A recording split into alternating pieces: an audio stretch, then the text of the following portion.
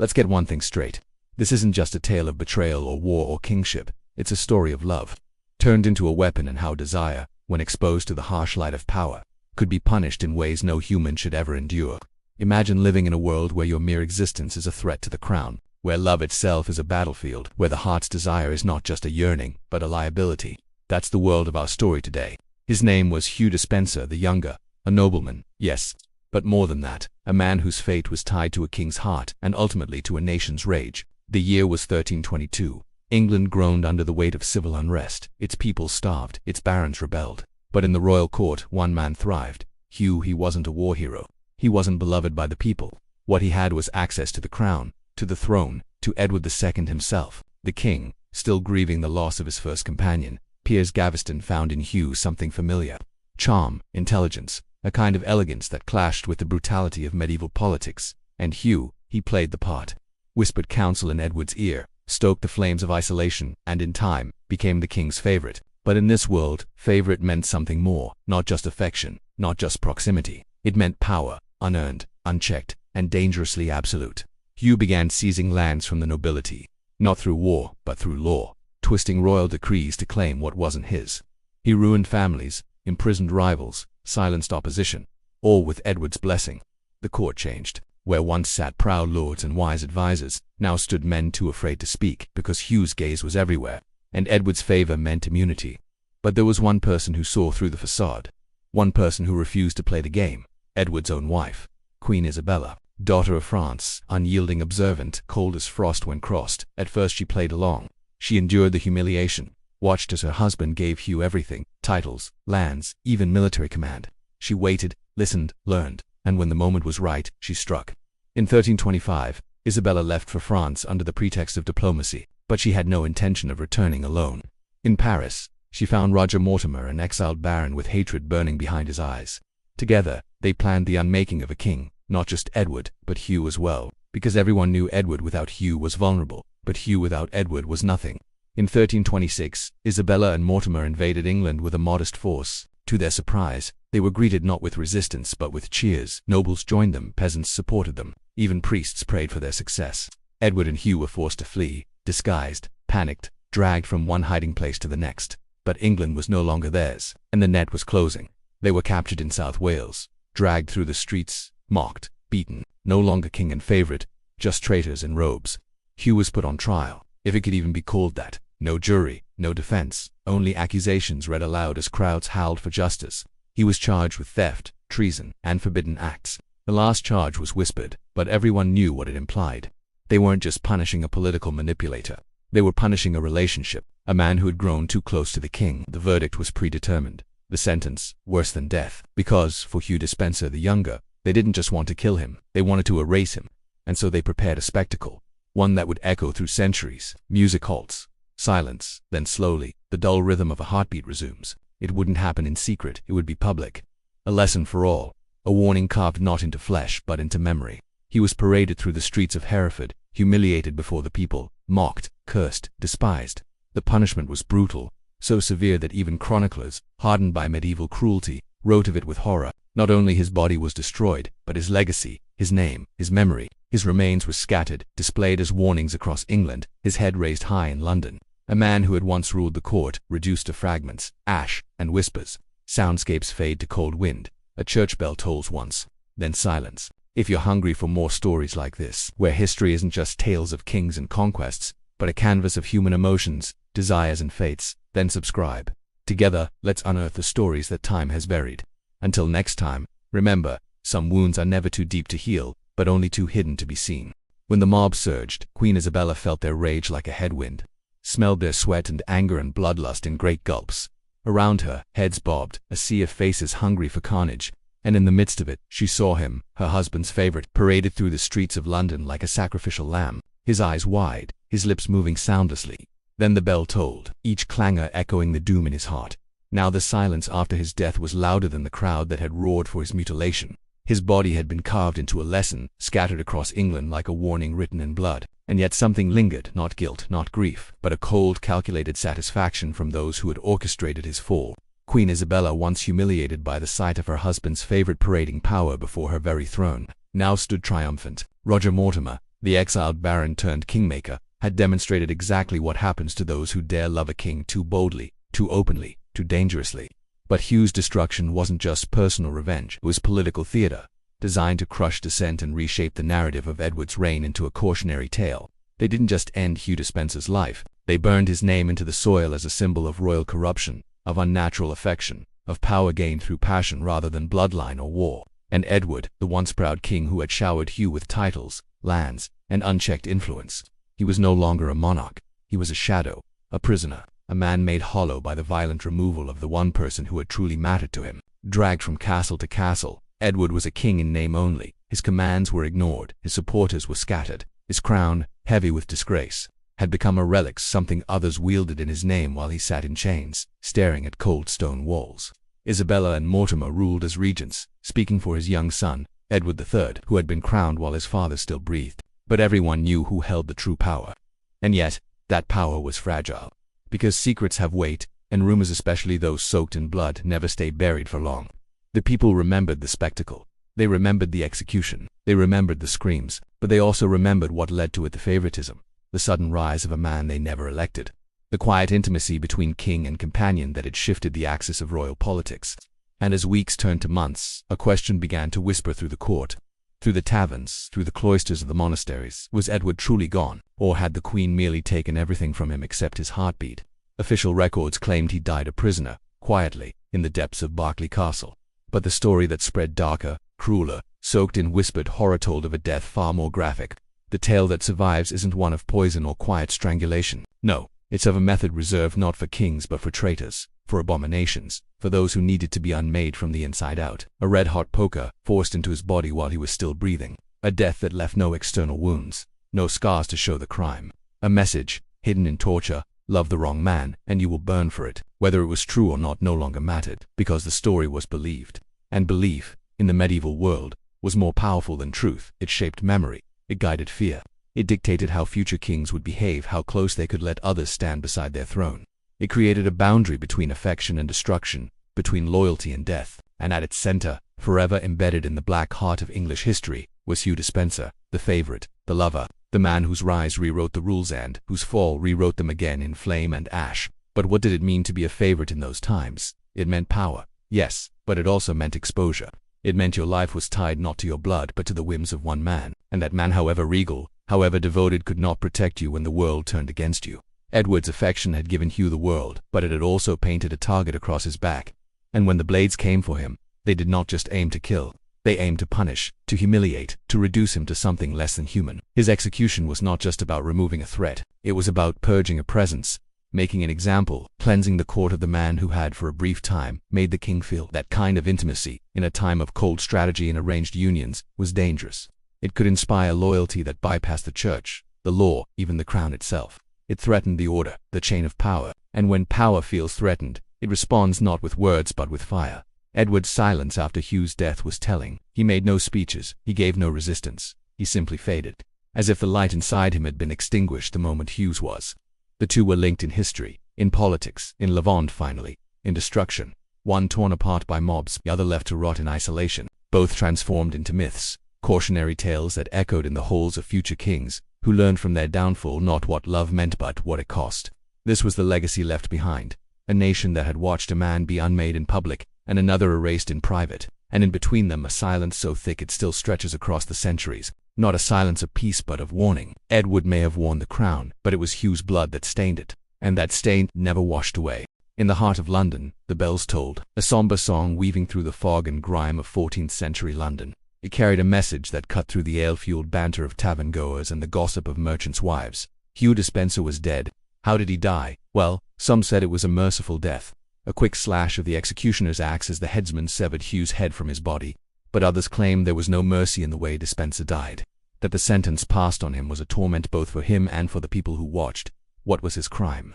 Loving the king, loving Edward II, a fondness that went beyond duty, beyond loyalty, beyond the veil of discretion that usually cloaked such relationships in those times. Despenser's relationship with the king was an open secret, a scandal whispered in cathedrals, a topic debated over tagards. But it didn't matter if the king was the one who lavished affection and gifts, if the king bestowed titles and lands, if the king made sure Despenser was by his side at every turn. The world saw it as an offense, an intrusion, an indignity. You see, in medieval England, a king was more than a ruler. He was a vessel of the divine, an earthly reflection of God's majesty.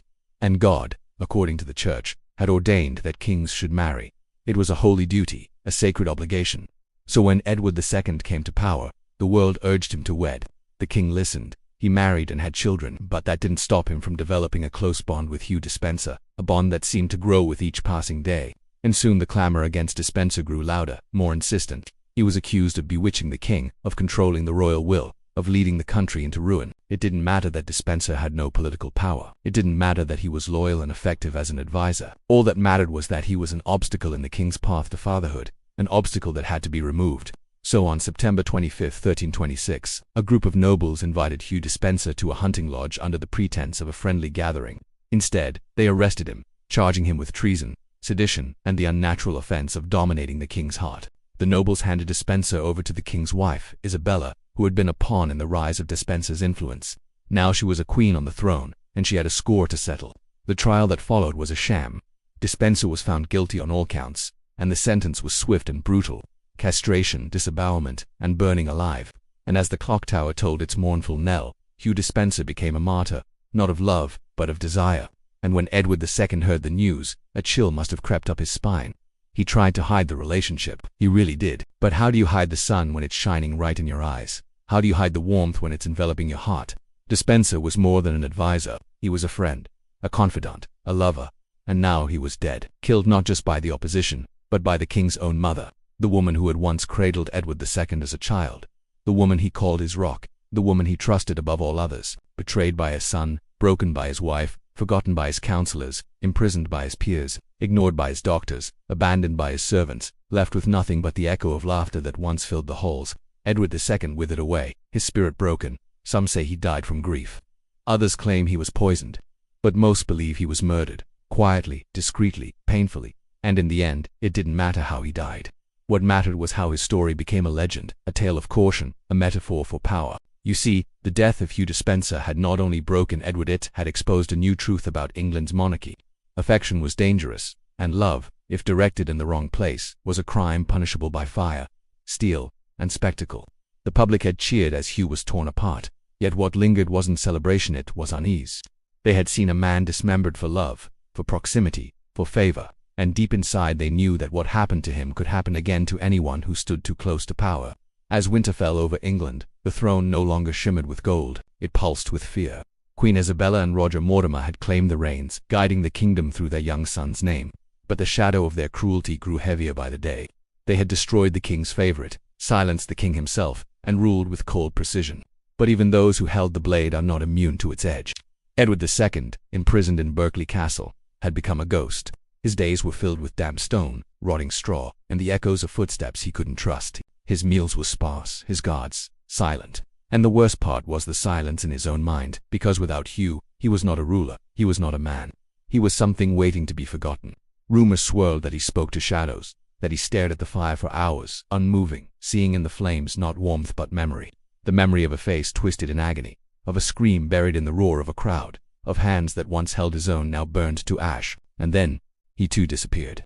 The official story claimed illness, a fever, natural causes, but no one believed that. Not after what had been done to Despenser. The alternate story, the one that slipped between the stones of monasteries and the parchment of whispered letters, was far more grotesque. It claimed Edward was killed quietly, yes, but not mercifully. That a red-hot poker had been used to penetrate him from behind, scorching his insides while leaving no visible wound. The same punishment inflicted upon his lover, now applied to the king himself, as if to make them one in death as they had been in life. There were no witnesses, no trial, just the legend of a fire, and a scream that never stopped echoing inside the walls of that castle. But even that horror couldn't contain the rot within the new regime. Isabella and Mortimer ruled with increasing paranoia. Every whisper felt like a dagger, every courtier's glance a possible betrayal. They had removed Edward and Despenser, but they could not remove the memory of what they had done. Guilt, after all, is its own kind of poison, and it seeped into the cracks of the court, into the corridors of castles, into the mind of a boy Edward III who watched, listened, and waited. In 1330, in a swift, calculated coup, Edward III seized control. Mortimer was arrested and sentenced to death. Not in secret, not quietly, but publicly hanged at Tyburn as crowds gathered to witness the fall of the man who had ruled from the shadows. There was no torture, no spectacle, just a rope and gravity. Perhaps even Edward III knew the line between justice and vengeance had already been crossed too many times. As for Isabella, she was spared execution but exiled from power. She lived the rest of her life in quiet seclusion, wrapped in wealth but never again in control. Some say she wandered her estate at night, talking to ghosts. Others claim she had gone mad. But one thing was certain: she never ruled again. And she never spoke of Hugh Despenser, not once, as if by not naming him she could erase what had been done. But history has a long memory. The death of Hugh Despenser and the horror inflicted on Edward II became more than royal tragedy. It became a legend, a lesson, a scar. The English monarchy would never again allow such intimacy between king and favorite to rise unchecked. Future monarchs kept their affections buried deep beneath protocol and ceremony. And still, the story of Despenser survived passed in hushed tones through generations of historians, playwrights, and chroniclers, not because they pitied him, but because what was done to him revealed the brutal mechanics of power, how it seduces, exposes, and then destroys. In the centuries that followed, Despenser's name appeared in plays, in sermons, in the margins of history books, always connected to one emotion: fear, not fear of him, but fear of becoming him, of being too close to the throne, of being loved too much by someone the world demanded be untouchable. His death wasn't just a political act, it was a myth-making ritual, one designed to show that in the eyes of empire, love was weakness, and weakness was unforgivable. But perhaps the greatest tragedy wasn't the castration, or the public disembowelment, or even the burning. It was the knowledge that the man who held the king's heart was reduced to a symbol, to an example, to a warning etched in fire. He had once been a noble, a counselor, a partner, and in the end, he became a legend soaked in blood. A reminder that in royal courts, affection is not protection, it is peril. And now, centuries later, we still speak his name: Hugh Despenser. The year is 1327. A young king sits on the throne of England, recently crowned at the tender age of 14. His advisors scrambled around him, eager to shape the new reign of Edward III, and among them stands a commoner named Hugh Despenser, who clawed his way up from nothing to become the king's right-hand man. Their bond, however, is more than professional. They are lovers. Or to be more precise, Edward is devoted to Despenser, seeing in him the only intimacy and warmth he craves, while Despenser enjoys the perks of the royal favor, including vast wealth and influence. Their relationship remains a secret, protected by Edward's devotion and carefully constructed lies. Despenser lives in the shadows of the crown, influencing royal decisions, but never stepping into the light of public view. But secrets have a way of unraveling, and soon enough, whispers of the king's unusual attachment to the young man reached the ears of Queen Isabella, furious at being sidelined and suspicious of Despenser's motives. Isabella flees to France with her son, seeking refuge with the very man who would become the infamous Edward III's nemesis, Roger Mortimer. Together, they hatch a plan to depose the young king and replace him with Isabella's son, using Mortimer's claim to the throne through his grandmother, the late Queen of England, as their justification. And so begins the downfall of Hugh Despenser. Accused of abusing his position and mismanaging royal affairs, he finds himself stripped of his titles and banished from the court. Despenser resists, rallying the forces of the old regime to fight back against his enemies. But as the civil war rages on, it becomes clear that Edward lacks the strength to protect him. Despenser is captured, brought before the judges, and found guilty on trumped-up charges. On November 25, 1326, he is led to the Tower of London to await his execution. There, he spends his final hours alone, writing letters to his friends and family, knowing that his death is imminent. The next day, his punishment is carried out in the courtyard of the tower. Stripped naked, tied to a ladder and suspended in the air, Despenser is hacked to pieces with an axe while still alive. His body is then mutilated further, with his entrails cut out and burned in a nearby river. To top it off, his head is chopped off and hung from the nearby London Bridge as a warning to other would-be favorites. In the end, Despenser's body is ground to ash and thrown across the city gates to be scattered by the wind. Nothing left but memories and whispers. Now, this is where the official account stopped. After all, Hugh Despenser isn't exactly a household name, even among history buffs, and that's by design. See, during the reign of Edward III, there was a concerted effort to erase any mention of Despenser from public life. Any record of his existence was systematically destroyed, leaving us with a fragmented and biased version of events. But what's hidden in plain sight here is how convenient that narrative is for the monarchy. By painting Despenser as nothing more than a power-hungry manipulator, they managed to distance themselves from a messy situation. Sure, he might have been Edward's lover, but that little detail doesn't exactly scream conveniently erased. So let's talk about the real Hugh Despenser. And no, we're not talking about the guy whose name is permanently seared into the annals of medical science because of an unfortunate incident involving a misplaced scalpel. Let's unpack the layers of this complicated individual, starting with the guy who wrote the book on skin cancer. Well, maybe not literally, but if Despenser's contributions to medicine seemed like a stretch, consider his groundbreaking work as a diplomat. We're not kidding. This Renaissance man also dabbled in diplomacy. Now, you might think these two fields are worlds apart, but trust us. Despenser bridged the gap with his unique brand of charm and intellect. Oh, and did we mention he was fluent in 5 languages? Yep, this polymath could talk the talk and walk the walk. But hold on, because there's more to Despenser than meets the eye. He was also a patron of the arts, a writer, and even a philosopher. Talk about a Renaissance man. He was a man of many talents and interests, which makes it all the more puzzling why his name isn't etched in stone. Some scholars speculate that the erasure of Despenser's name from history is a result of anti-clericalism, a bias against those in positions of power, or even homophobia. After all, the monarchy likely wanted to downplay the scandalous nature of Edward's relationship to protect the reputation of both the crown and Despenser's family. Regardless, the removal of Despenser's legacy serves as a stark reminder of the lengths to which those in power will go to maintain control. So remember this, the next time you hear a seemingly innocuous phrase like, "I'm just doing my job." Consider the countless individuals whose names have been erased from history. Because the truth is, history is filled with untold stories of bravery, intelligence, and compassion. And it's our job to uncover them. We hope you enjoyed learning more about the fascinating life of Hugh Despenser and the ways in which those in power often try to shape our understanding of the past. If you want to learn more about the controversial figures from history, stay tuned. This is a story about death, about a slow, drawn-out death that turned a royal favorite into a spectacle, a man into a meat puppet, a heartbeat into charcoal. This is the death of Sir Hugh Despenser, the younger, who died in 1326, who died screaming, who died trying to protect a secret he never should have known. Now, before you click away thinking this is some medieval sob story, listen closely. This is not just a story of death. It's a story of punishment, designed to make affection look monstrous, to transform tenderness into treason, to take a man who was once a heartbeat away from a crown and reduce him to a cautionary tale whispered through time. And what endures centuries later is not just the memory of torture or the grotesque spectacle of a man's body carved up in public. It's the realization that this happened not because of war, not because of crime, but because of closeness, because one man loved a king too much, because a king could not bear to let him go. And the world responded with blades and fire. What makes Hugh's end even more horrific is that he was not a singular case. History is littered with names of favorites destroyed for the crime of proximity, those who were too visible, too influential, too trusted by monarchs who dared show emotion. But Hugh's death was different. It was not meant to kill him swiftly. It was meant to humiliate, to unmake, to erase identity itself. And that makes it more than history. It makes it a message carved into the DNA of power itself. Centuries have passed, yet the echoes remain. In royal families that hide behind protocol, in leaders too afraid to show weakness, in societies that still punish difference with silence or spectacle. The instruments of torture have changed, but the fear has not. What happened to Hugh Despenser wasn't just a moment of medieval cruelty. It was a cultural decision to make an example out of intimacy, and that decision never truly went away. When Isabella of France married Edward II, she thought she was securing her place in England. She was wrong.